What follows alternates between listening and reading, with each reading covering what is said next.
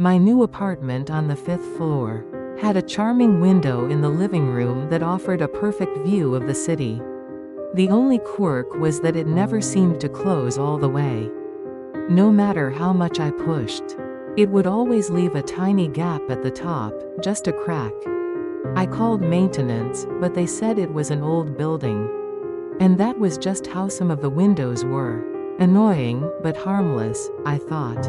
One night, I woke up to a faint, rhythmic tapping sound coming from the living room. Tap tap tap. It was soft, like something brushing against the glass.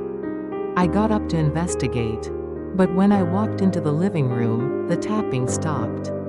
The window was as it always was, slightly ajar. I figured it was just the wind. The next few nights, the tapping continued. Sometimes it was just a few taps, sometimes it went on for minutes. It was always soft, always rhythmic.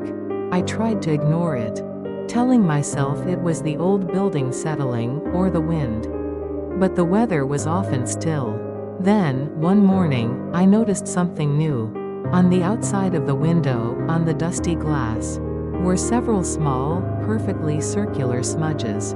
They were arranged in a neat row, about a hand's width apart. Too small to be fingerprints, too precise to be random. That evening, as dusk settled, I sat in the living room, watching the window. The city lights began to twinkle.